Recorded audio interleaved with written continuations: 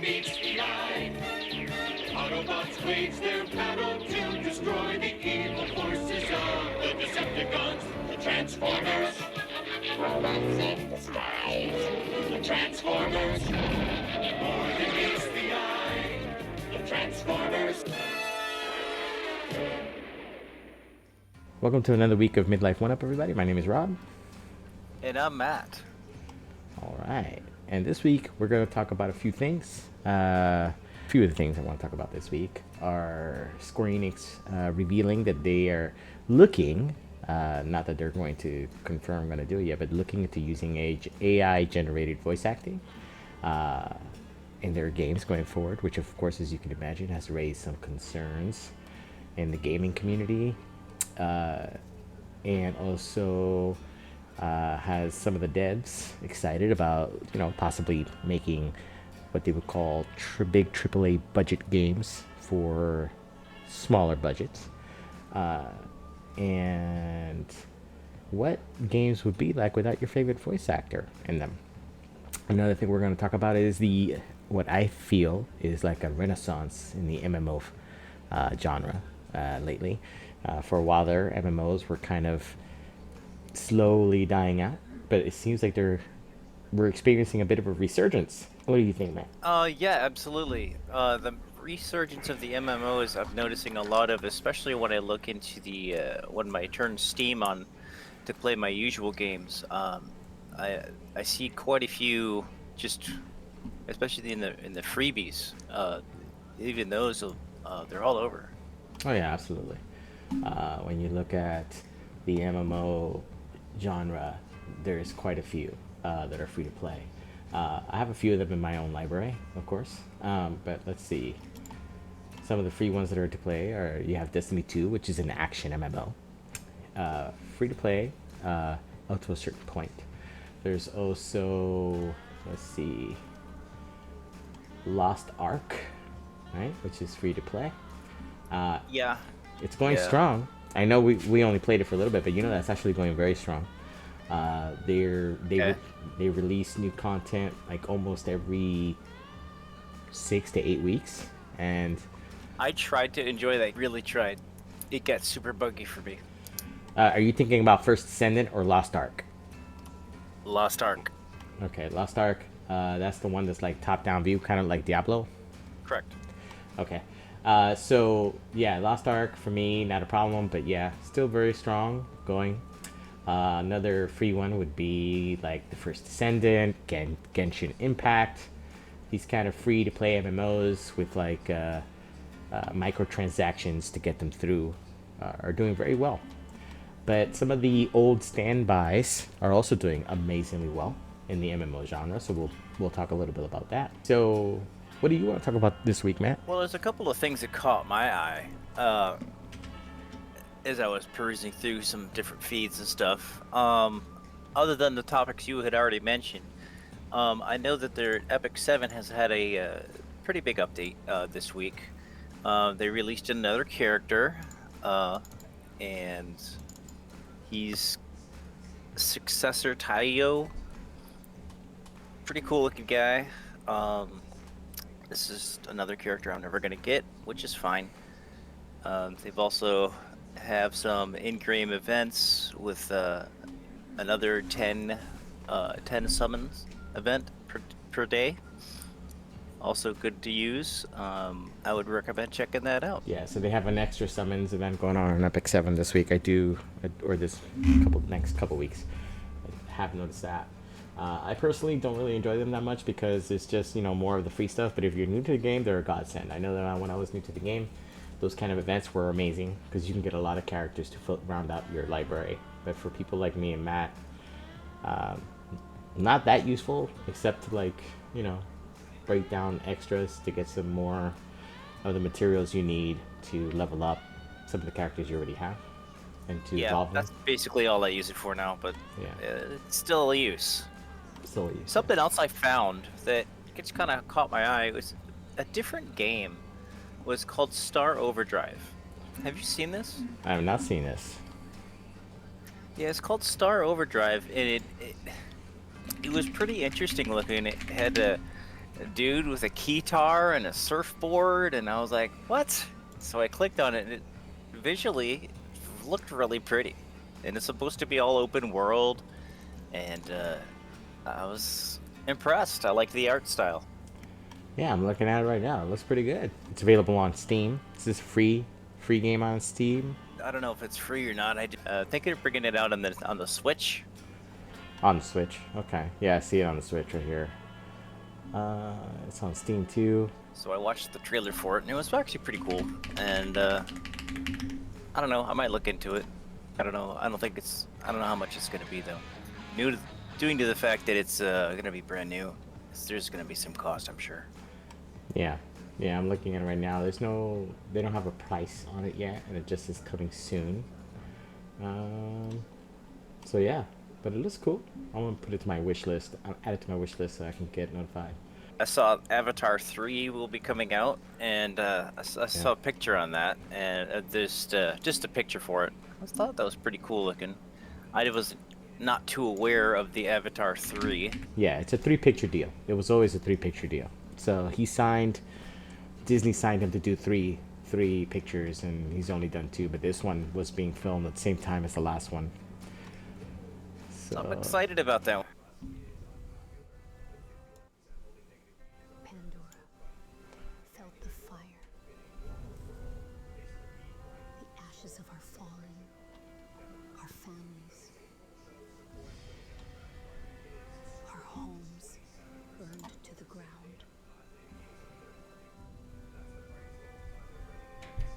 But we do not mourn forever. We are not the ones who fall in silence. We rise to fight for what we have left. And in this fight, unity Such is the great key. movies. Mm. The Ash people.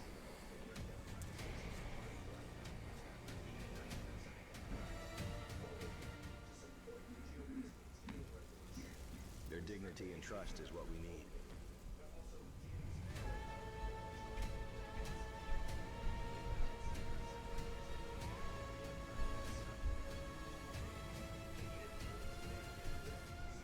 The ashes of our ancestors guide us.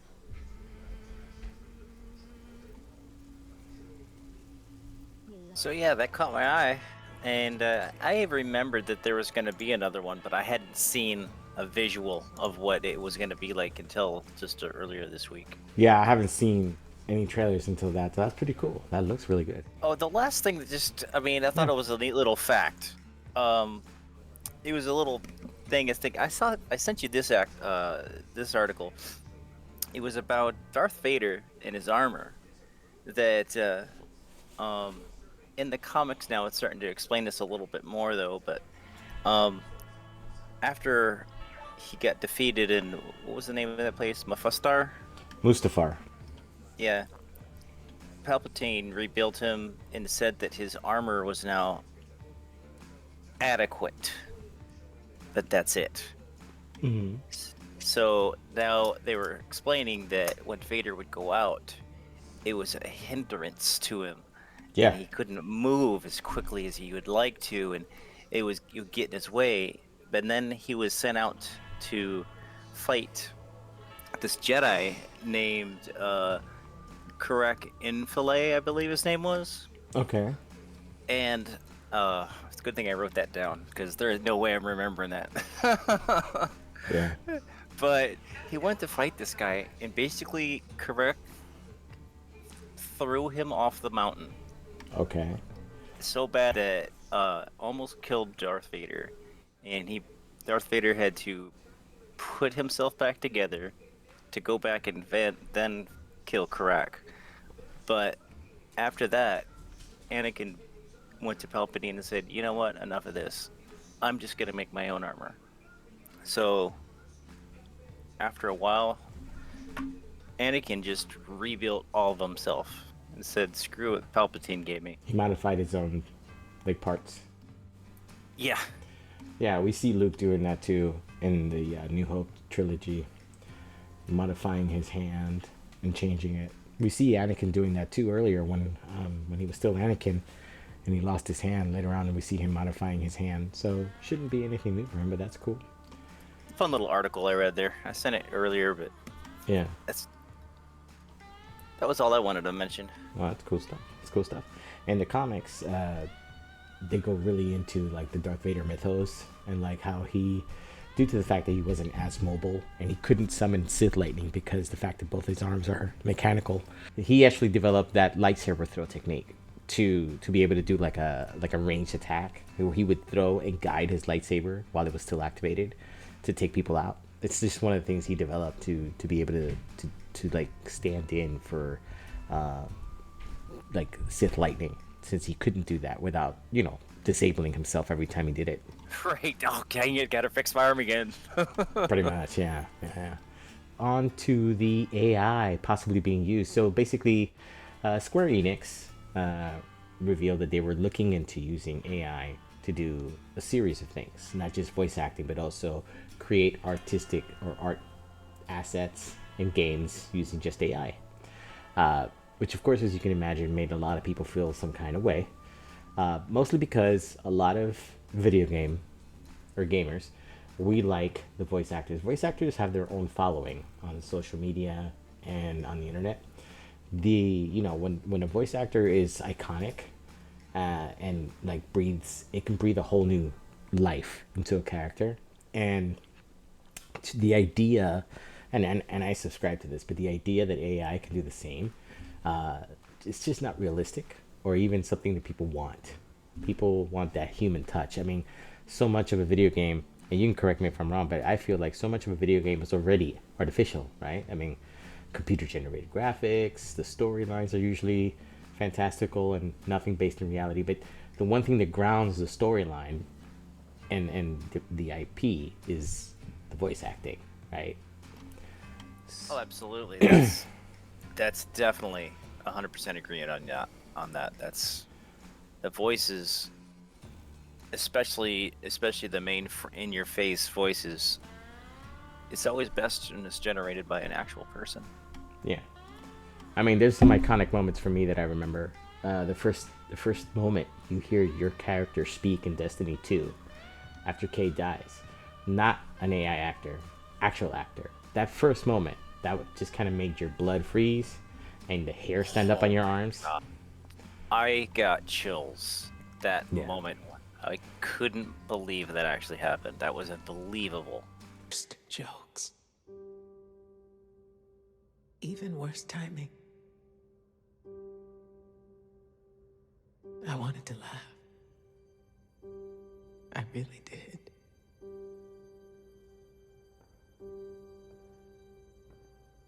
We should have been there.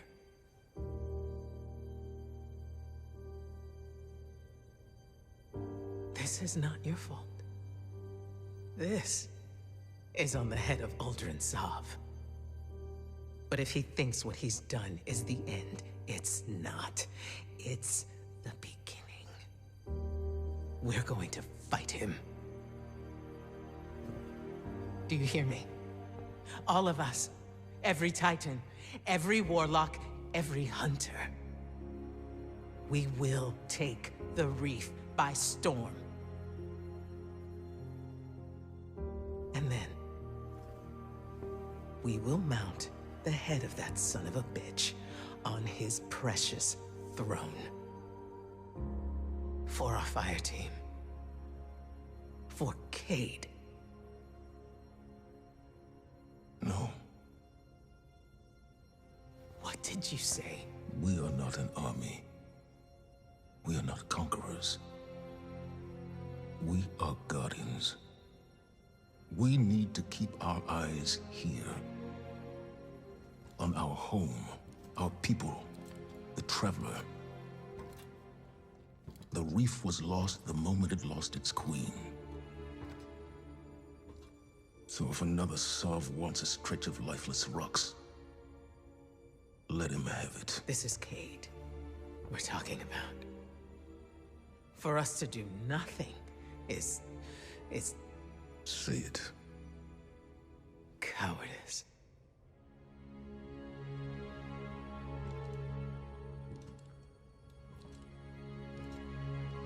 I refuse to bury any more friends. You won't have to. Ultron Sov is mine.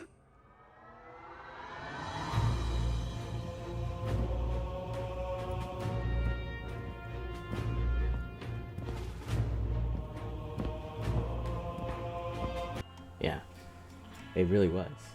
And the intro cinematic for Wrath of the Lich King, where we hear Arthas's father give that whole monologue, where it starts with "my son," that is kind of Yes. it's just like very, like it just gets you going, like whoa, okay.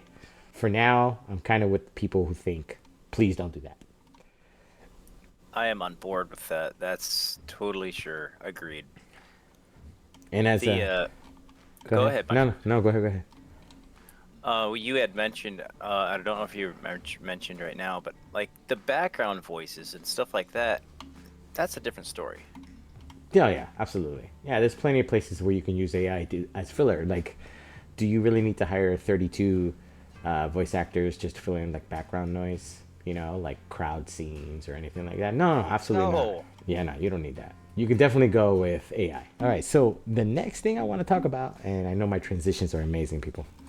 But, just fluid. Fluid, but it actually has a lot to do with humans, voice acting, and doing the creative part of video games. MMOs have been around for a very long time.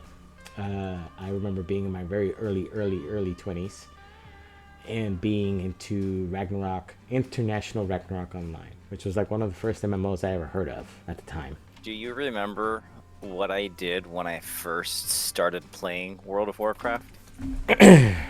You mean besides wipe my Karazhan raid? No, I don't remember. No, that was a little bit later. Okay, besides that, which, by the way, that was a hilarious story. Yeah. I remember I got in and I just ran over and just started shooting things like I did in Fliff, and you're like, dude. Yeah, I remember You that. see the guy with the question mark over his head? Go talk to him. I do remember that. As a matter of fact, I do, yeah. And I understood why you did it, because I tried Fliff out, because when I met Matt, he was very much like, oh my god, you should play Fliff with me and Brad. And then I gave it a shot, and there were these little characters with little yellow exclamation marks over their head. And you would do the quest, but the quests weren't anything. They were like, hey, welcome to the world. Why don't you go kill 5 slimes and then come back to me? Okay. Like, that's it. Here's 20 experience. Continue on killing things. Bye-bye. Right. Meanwhile, by the way, you also need 185,000 experience to get to that first level. So, congratulations. 20 experience. Have fun. And it's like, yeah, no, this kind of sucks. And World of Warcraft was not like that. So then, once you figured out what it was, Love Affair was born. World of Warcraft, I think 15 years later, is when we left. Wow. So anyway, like I said, I was doing a lot of research, wanted to see, because I know that there's been a lot of MMOs coming out recently, and I've noticed it. And in back of my head, at first I was like, well, it's kind of a dead field. It's mostly for old timers like us, Gen Xers. That's what I felt like for a while. Like, I guess just Gen Xers really love MMOs, you know. Then the Genshin Impact came out. I'm like, well, this is a really nice MMO. I like playing it. It's free to play. But I don't see a lot of Gen Xers playing this. I mean, I play it because I love anime, but I don't know if a lot of Gen Xers will play it. Like, did you ever play that, Matt? Genshin Impact? No, have not. Nice. I've looked at it, but I haven't played it yet. Now, see, Genshin Impact is a ginormous MMO. It really is. So there's not a lot of like hard data from the company itself, but there's a few places that track this kind of stuff. And right now, worldwide, there are more than 66 million active players as of August of 2023 on Genshin Impact. Wow. Yeah. That's a free to play. That's a free to play. Now, you get different characters to use and add to your thing based off of like a gacha system, or you can buy them straight from the store. You can buy cool, cosmetics, stuff like that. Okay, and little storyline packages and shit like that. So it's really cool, but definitely not our MMO kind of thing. But I played it and I still play it. It's a fun game. You can pick it up, you can play it, put it down, come back to it, play it, put it down. But there are people who play this hardcore, and I started realizing like the demographics on this tend to skew towards the younger end of the gamers. So I guess now more like the millennial gamers and the Generation Z gamers. They like to play Genshin Impact and games like Genshin Impact, which have a decidedly more anime-ish feel to them. I could tell by the art style that is what they have. Yeah, I mean, you can see it here. This is a very anime-ish type of art style, which I love. I'm not criticizing it at all. Anyone knows me, I did comic book and manga art for 15 years. Okay, so I love this style of art. It's not even a question. But it's not the kind of MMO that we grew up playing. Okay, but this has a huge following. So that got me thinking, Lost Ark, right? Lost Ark has a huge player base. And then like Blade and Soul, which is like it's also an old MMO because it's been around just as long, I think, as Final Fantasy XIV Online and World of Warcraft, also has a large and steady following. So I started seeing a lot of like newer games coming out, and I started thinking like, is there a resurgence? And it turns out there is. And not only that, but some of the old standbys like Final Fantasy XIV Online and World of Warcraft are doing things to actively try to get back old players, to bring them back. So people in my age group, people who have kids, and their kids are probably grown up, going to college by now, and they're like, hey, you know, kind of like, hey, your grown-up life is at a place now where you can come and chill out, relax, and enjoy the game again, you know? And one of the things that I did see before we left World of Warcraft quite a few years ago was that a lot of the people that I played with were kind of like becoming more and more absent, and it definitely had everything to do with the fact that they had kids, families, full-time jobs, and they were building their careers, and they couldn't really dedicate the 20, 30 hours a day that everyone was doing at the time to be competitive, you know. And some of them were like us, where they just burned out and were like, yeah, I'm out. You know what I mean? Yes. So I did a sweet little research here, and top 10 upcoming MMOs coming in 2024 and 2025. And I've heard of a lot of these, but some of them I haven't. So one of them is this thing called Soulframe. It's made by the people who make Warframe. So it's just like Warframe. The only difference is it's slower paced because it's sword and sorcery instead of high-tech cyborgs and futuristic and space travel. This is what that's going to be. And just like Warframe, it's going to be free to play. You come in, you buy as you go, you know, online shop, microtransactions, the whole thing. So this is going to be cool. It's going to come out for PC, PlayStation, and Xbox. Okay? All right. Yeah. And you did say that's free to play? Free to play. Yeah. Nice. Just like Warframe, which I think you and I have. Yep. I still play Warframe every once in a while, like once every 2 or 3 months, just to check in and stuff like that. Okay. The other one that I didn't know about was Dune Awakening. Now this is an open world survival MMO based in the Dune mythos. I'm really curious about this one. Okay. Interesting. But it's a hardcore MMO, kind of like Conan. The Conan MMO, it's a survivor MMO. Where basically you're dropped off in the middle of nowhere, and you gotta just survive. You know what I mean? Yeah. And you get to do things like craft essential tools, endure the environment, master the lore, you know, develop your own class paths, you know, stuff like that. So it's kind of interesting. Haven't read a lot about it, but it is one of the things that's out there. Another one that's coming out is Core Punk. This seems to be more for people who like cyberpunk. Now, I like the cyberpunk genre as an idea, but I'm not huge into it, I'll admit. I love the aesthetics. I love some of the background on it, but I'm just not that huge into cyberpunk. But this is what it is. I was going to ask you about that game, by the way, Cyberpunk. I don't know if I was going to ask if you liked that or not, because I saw it on your dashboard.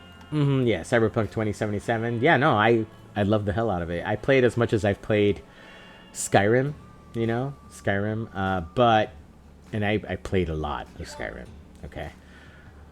But yeah, no, it's really cool, but there's always something about it that kind of makes me feel removed from it. Like, I don't really get invested in the game like I do in something like Skyrim or any of the Star Wars franchises. I get really immersed and invested in those, but for the cyberpunk genre, I just don't. I just don't. But that's more of a me thing. It has nothing to do with the actual genre itself. Archage Chronicles. I do know about this. I've seen a lot about this, actually. This is going to be one of the cooler MMOs out there. It is a sword and board type MMO.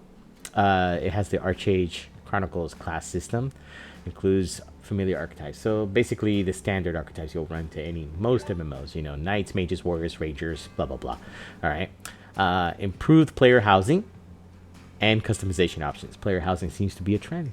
We'll talk about that later. Revamped trade system, guild building mechanics, including dragons and other formidable foes. So it looks cool. I think from what I've seen, this is going to be a lot like playing Dragon Age in an MMO format. That's what I think. I was just gonna say it has that very much has that look to it. Another one is New World Aeternum, which is an expansion for New World, which New World has gotten some really mixed reviews. Like when it launched, I believe this is Amazon's flagship MMO. It had like a huge following at first, and then people were like, F this game, it sucks. And then they left. It still has a following, still has people that play it. A lot of them have come back. They've made a lot of improvements, so I can't talk too much crap. But I never got into it. Something about the storyline just doesn't pull at me, but it has impressive visuals and impressive game mechanics. I just never got into it, you know. I'll be honest, a lot of the Amazon games just don't pull my attention. Throne of Liberty is going to be a free-to-play MMO. It's out now. Yeah, it's on now. Yeah, it's out now. Has a weapon-based class system, which I think we know what that's like. Which is like basically what Final Fantasy XIV has. Depending on the weapon you have equipped is the class you have. Has transformation mechanics. You can morph into animals to navigate the different territories. So it's kind of a cool idea, and this is on my list of things to try out. I just haven't done it yet, but it is on my list. I have a very long list, though, just like I have a very long list of Gundams that I have yet to get to. So just We've so you seen know, the picture. yeah. Another MMO that I was looking forward to is called Blue Protocol, or Protocol. But this is an Amazon partnership MMO. They partnered with, I forgot which company they partnered with to do this, but they released it in Japan first. That was the plan, right? We release it in Japan, get a pretty good fan base, and then bring it over to the West. That was the original plan. It never got Steam in Japan. Like, it just didn't. Okay? So because of that, they canceled the West release. That's it. So the West isn't getting it. Now, they just released it very low-key, very quietly, released it in China. I think like they're just kind of like seeing how it does in the biggest market in the world. Because China really is the biggest market in the world. Forget about the United States. I mean, anything that has over 1 billion people as a population, biggest market in the world. Okay? So, they released it there to see how it does. I think if it does good there, they'll revisit the idea of bringing it back here. But I'm going to play the trailer so that people can see why I was excited about this. Because this is kind of like an MMO that meets Epic 7. This is pretty cool. I've been wanting to see this trailer.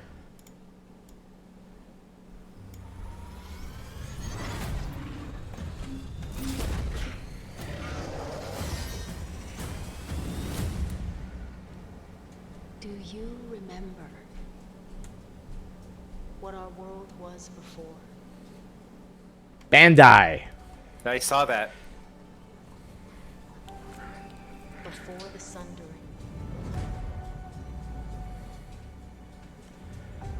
Before the war. Before the darkness.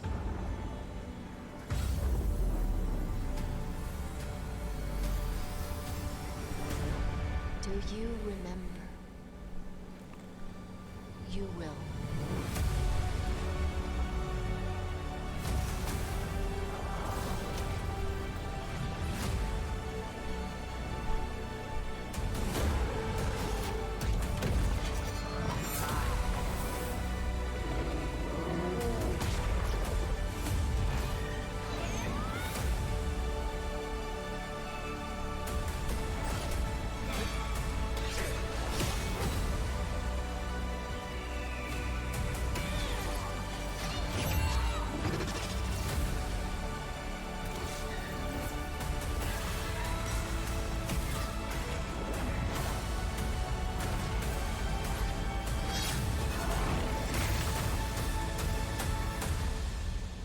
Your future needs you.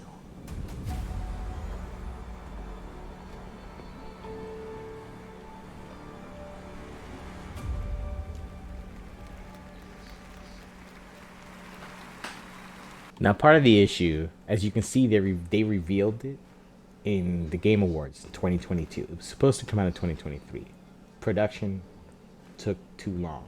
Okay, they didn't come out until October of 2024. All right, so production ran long, which means budgets ran over budget.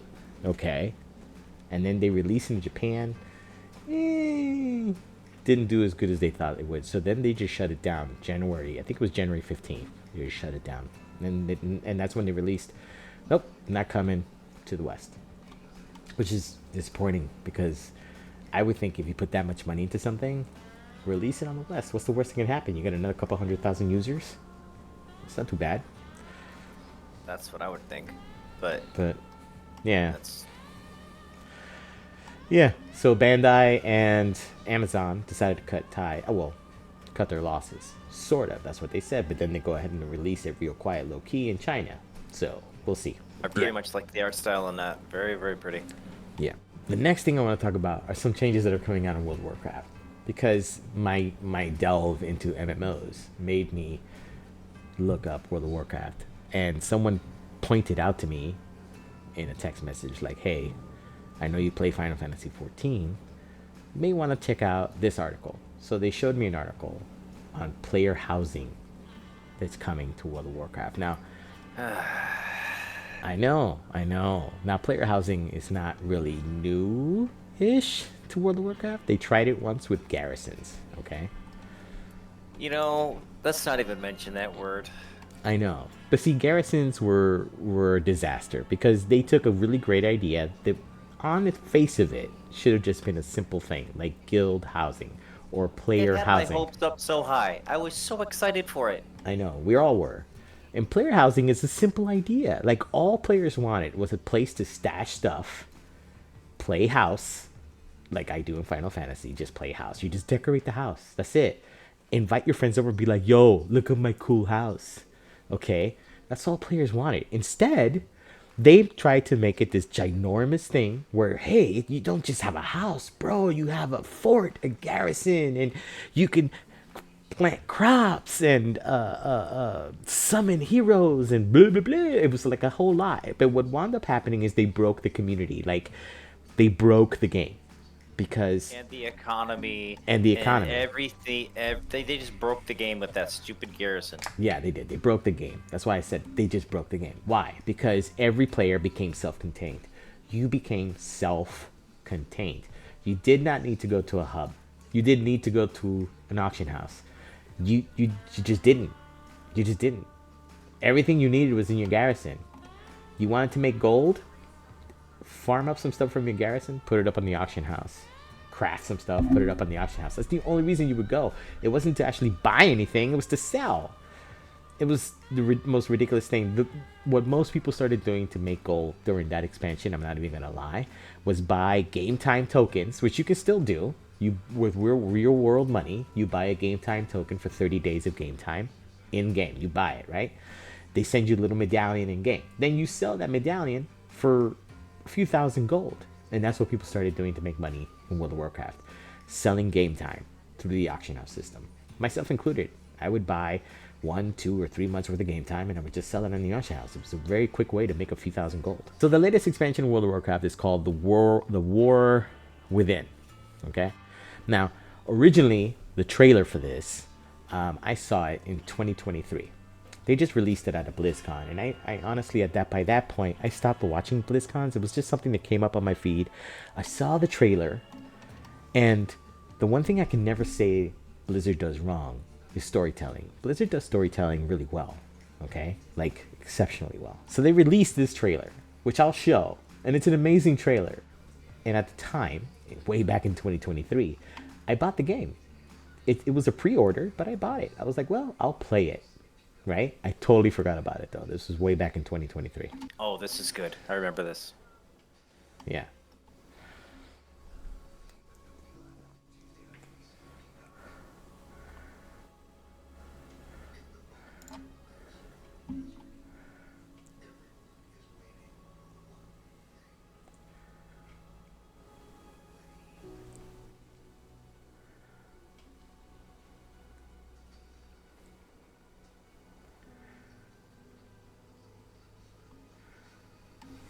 I have to say though, the animation style is the biggest leap forward they've done in ages.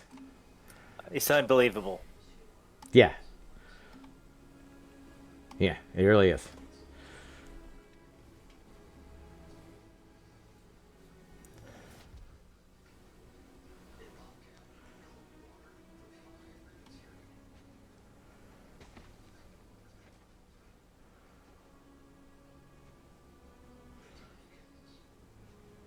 You're here to tell me we don't get to hide.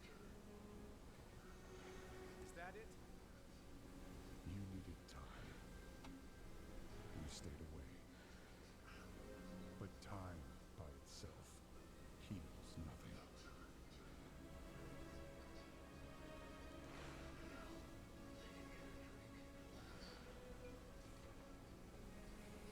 You didn't just come here for me.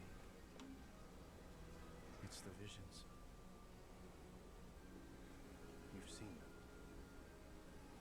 I suspect many have lately.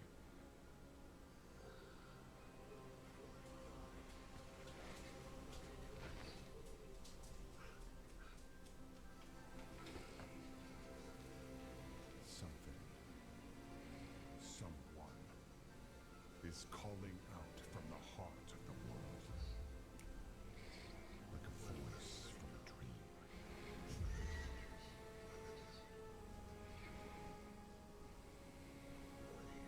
Something dark is coming. The world needs your light again. My son.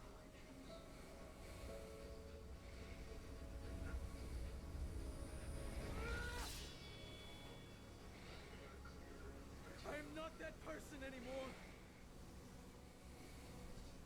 I have no light. Not after what I've seen. Not after what I've done.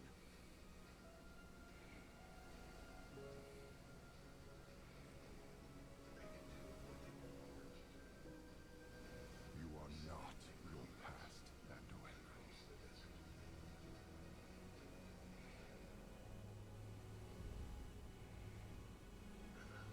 I trust you.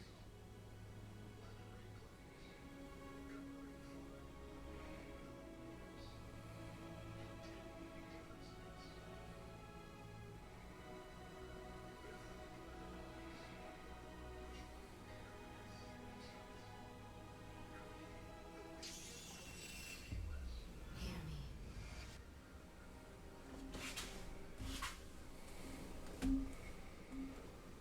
They're getting worse.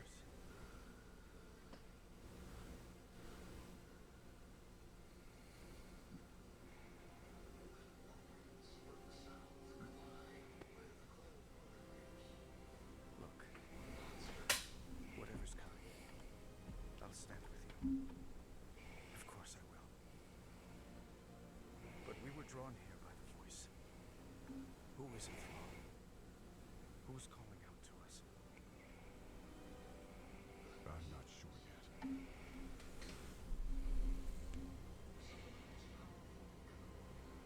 But that sword was aimed at someone.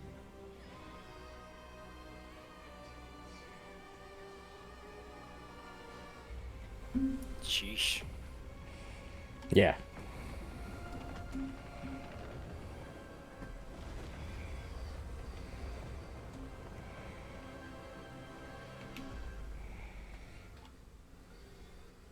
Now, I've played the game through Legion, which I think most people will agree was like the last expansion actually was awesome.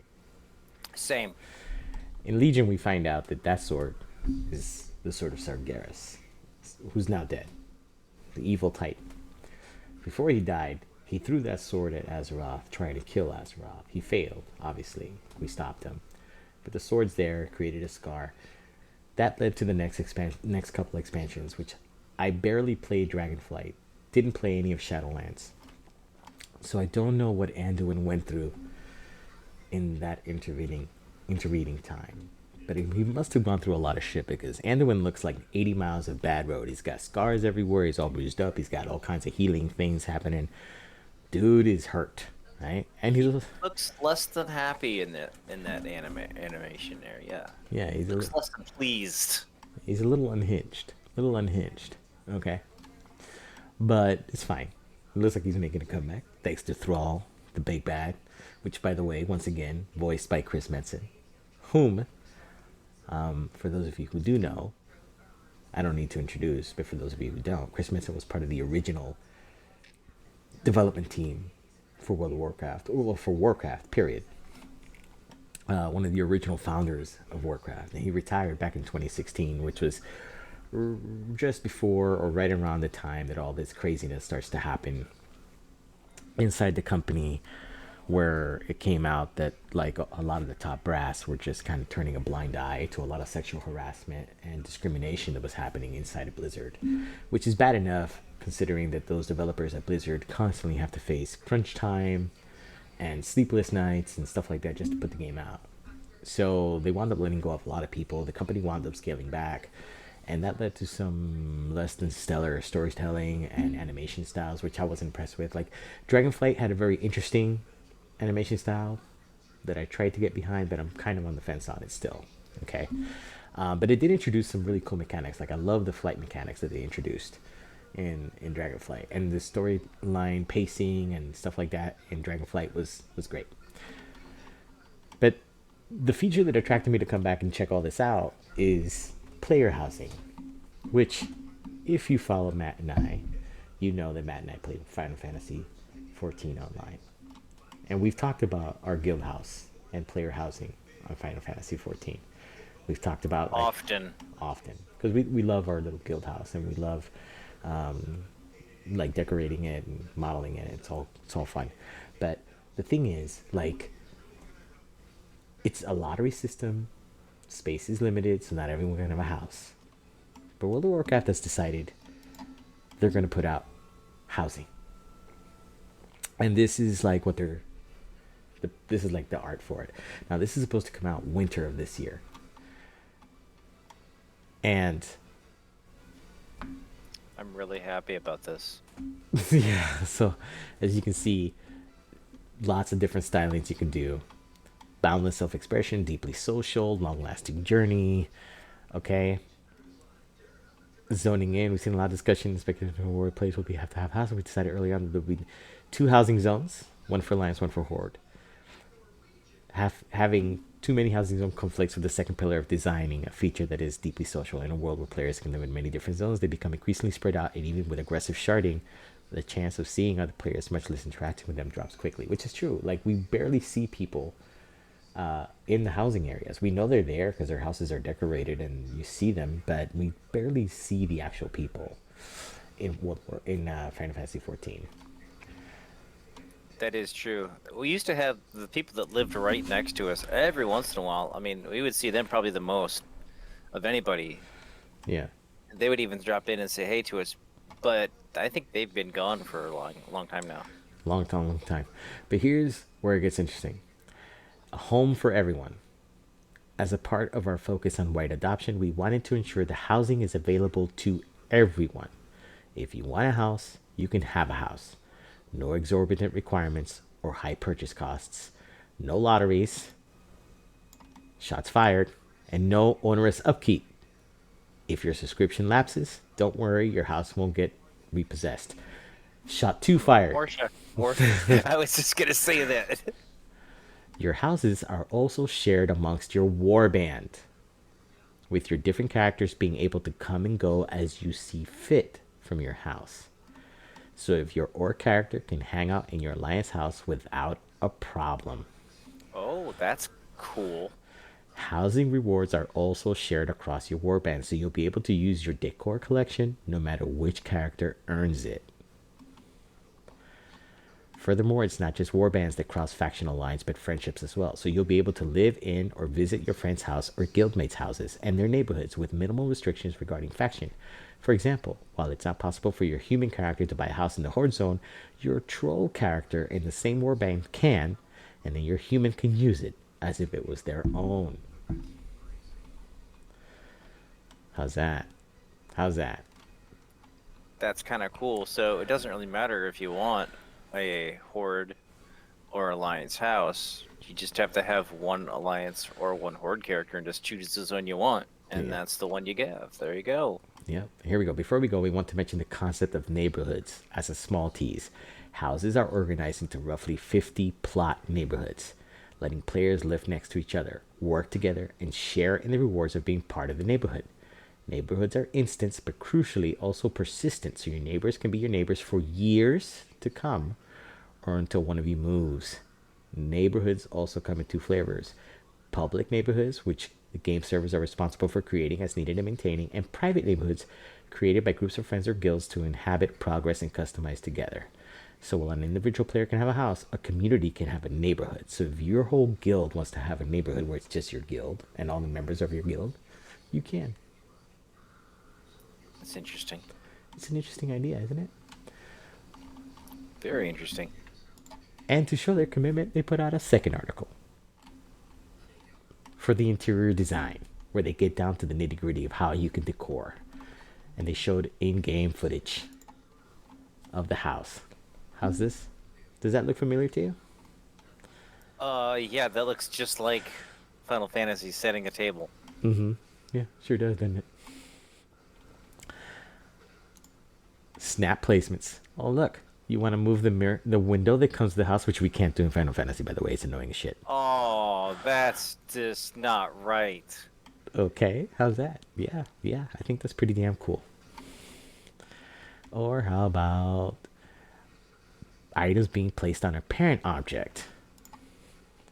So, move that to there, move that to there, move that to there, move that to there, and then look, you can move the whole thing. There's a few items in Final Fantasy XIV that when you try to do that, it says you can't do that because there's something on it. Oh, okay. I'm really happy for everybody in freaking World of Warcraft. Real happy for you guys. Yeah. Clappity freaking clap. Yeah, I'll be going back to World of Warcraft in case that hasn't been made abundantly clear by now. Unfortunately, this means I'm going back to World of Warcraft. So, I will not, but that's not. Yeah, you will. But no, I won't. Yeah, you will. It'll happen. You'll see. Collision. Check this out. Oh, you want your table there? No problem. It can be there. Oh, it's interacting with something? No red box telling you can't do that. How about advanced floating?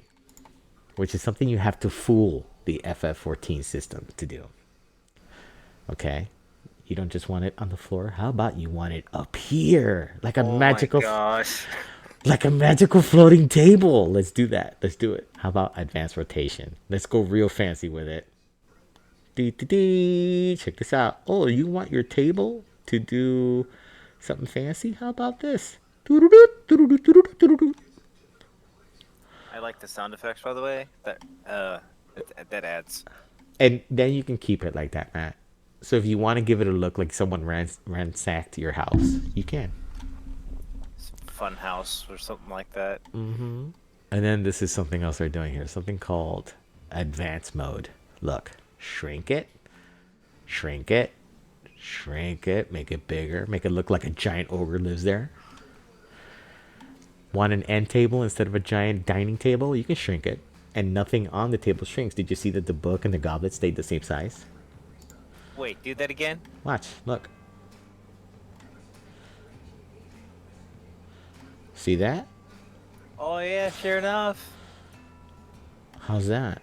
That's pretty damn flexible. And then look. How's that for different decor styles for seasons and stuff? See? Oh, wait. I'm pretty jealous. Wait, there's more. They also get dyeing, which is something we do have in Final Fantasy XIV. You can dye furniture. Of course, you don't have to have the dye in your pocket. You can just... I was just gonna say, you probably can just do it willy-nilly. You don't have to get buy the dyes off the Yeah, you don't. board. Nah, it's willy-nilly. Whatever you want to do. That's right. I said willy-nilly. I'm fine with that.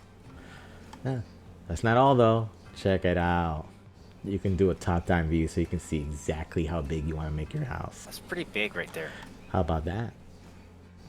Look at the size of that. That's pretty big. Speaking of mixing and matching, we saw a lot of questions around what would be allowed in terms of decor. Inside your home, you can decorate however you want. So if you want a blood oak wallpaper with a stone roof and a wooden floor, go for it. Before we go outside, well, we're not really talking about exteriors in this article because that'll be the next article they release. It's worth mentioning that the outside size of your house has no bearing on how big the interior is. If you want a huge mansion outside and then just one room inside, or a tiny shack on the outside but a dozen rooms inside, you do you. That's hard for me to wrap my head around, but awesome. Listen, You got a phone booth outside. You got a giant mansion on the inside. listen, the housing system alone is worth me going back. But then when you add in the heroic talent trees, which Matt and I talked about earlier, and I really recommend you go look at. You can see it when you go to the War Within website. If you go to features, it'll take you here to where it talks about each thing: delves, warbands, hero talents, the earthen, which is like a new faction, Titan Forge race made of living stone, imbued with the essence of Athral's world soul. Unlock playable earthen characters after completing their quest and overall level up campaign. So you'll be able to have a stone dwarf if you want a stone dwarf. Like it. Skywriting, which this is an upgrade for all the mounts. Okay. And of course, new dungeons and raids, but that's standard. The reason why I want to come back is because Chris Metz is in charge.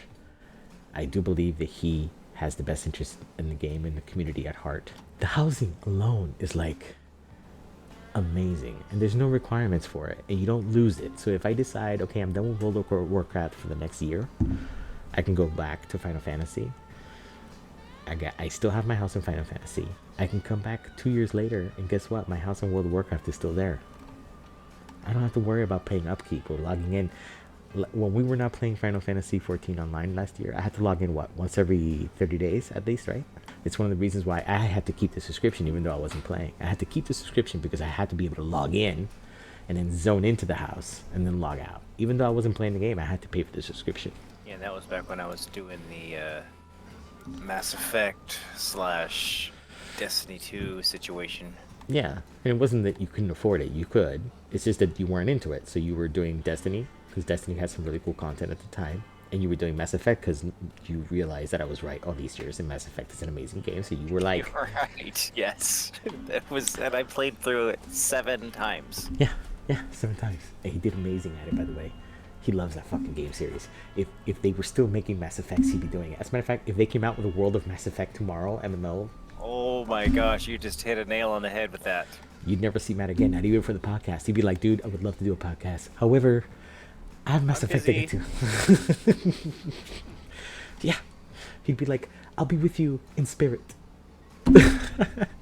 It would be called Wham! World of Mass Effect.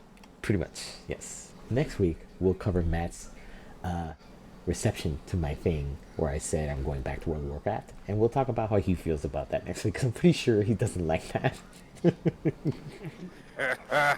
Yeah, see. And we'll also discuss how my strategy to get him to come back as well. And don't worry, he will. He just doesn't know it yet. He just doesn't know it yet. No. He will. He doesn't know that he's gonna fail.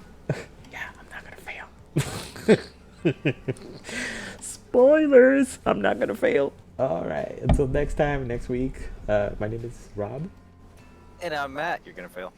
I'm not gonna fail. And we'll see you next week. And again, like always, please hit the like and subscribe button, hit the notification bell to be notified whenever we have a new episode, and follow us on all our social media. That includes Instagram, TikTok, Blue Sky, all of them. We're Midlife OneUp on every single one of those. Alright? So have a good one, guys. Have a great week. Thank you very much. I won't fail.